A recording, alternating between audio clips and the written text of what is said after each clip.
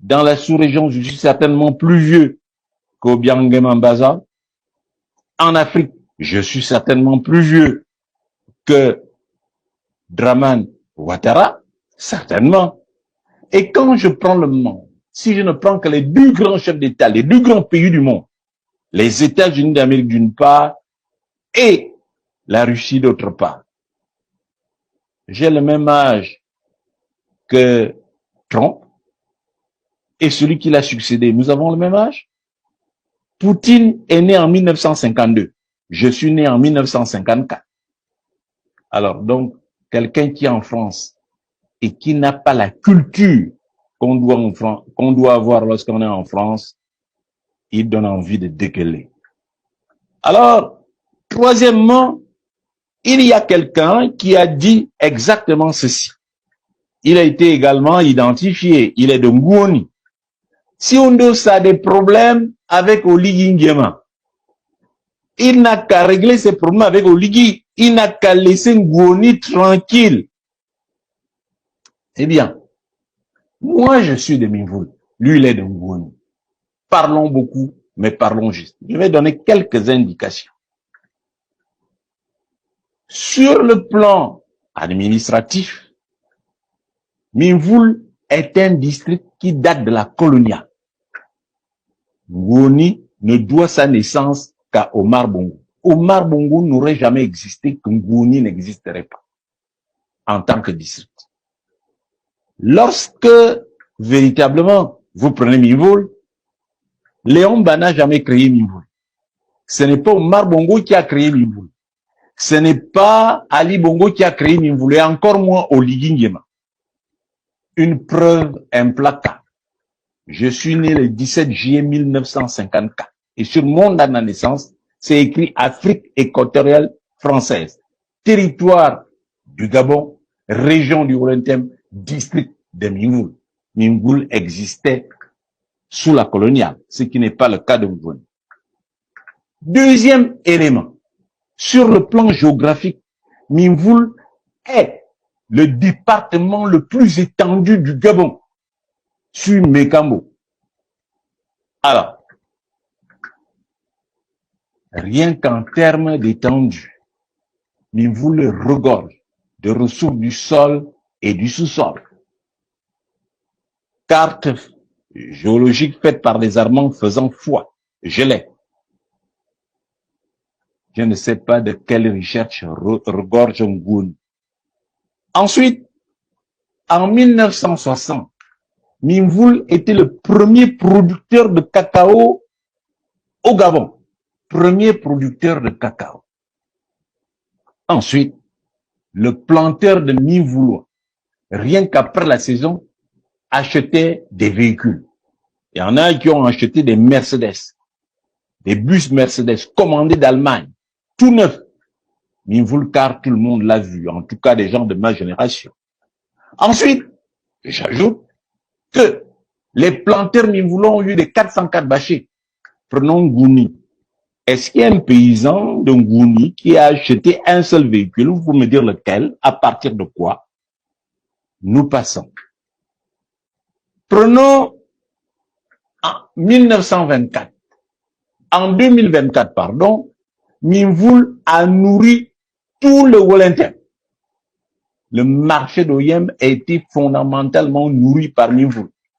En poisson frais, en poisson fumé, en agrumes, en atanga, en banane, en manioc.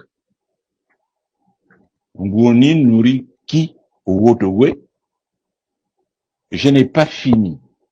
Ensuite, Ngouoni est le coin du Gabon qui a le plus grand nombre de généraux. Bien. À ma connaissance, sauf erreur ou omission de ma part, Minvoul en a 4. Dans les 4, le premier est un marin, baccalauréat.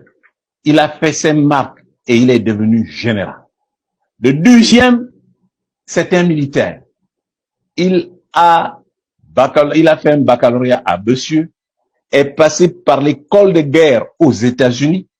Il parle indifféremment français et anglais et il est devenu général. Les deux derniers appartiennent à la médecine militaire. ils sont tous les deux agrégés, effectivement, de médecine. Ngoni a un agrégé. Ngoni a un professeur. Si on compte le nombre de professeurs titulaires qui a Mimvoul, de professeurs qui a Mimvoul aujourd'hui, ils sont nombreux. Ngoni a combien d'enseignants à l'université? Alors, maintenant, pour aller à Mimvoul, vous prenez une piste de cacaoyère.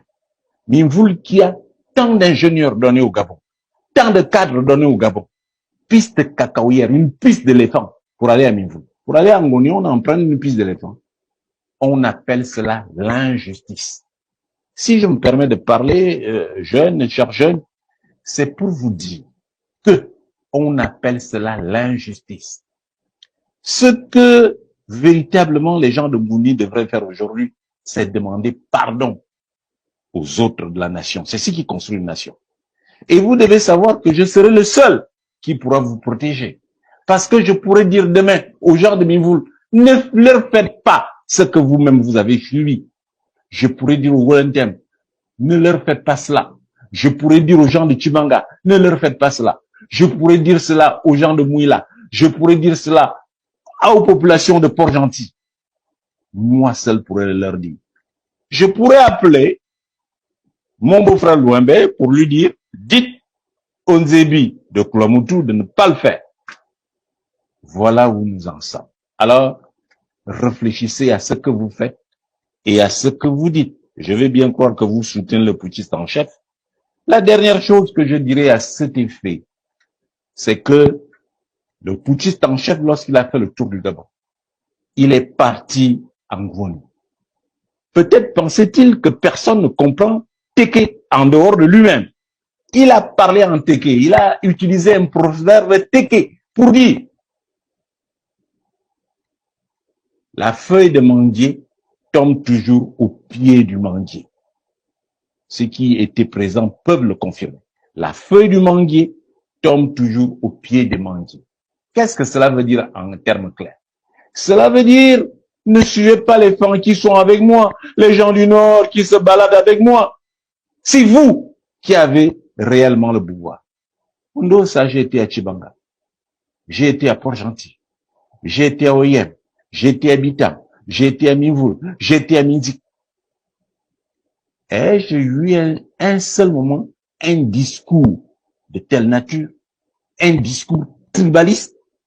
Au lieu de parler de ça, vous venez insulter Ondosa. Sachez que demain, Ondosa sera votre seul rempart. Ne dites pas des bêtises, jeune homme. Il faut que nous construisions notre pays. Et pour le construire, vous avez besoin, vous de Ngoni, vous du Haut-Ogooué, d'être absous par les autres Gabonais.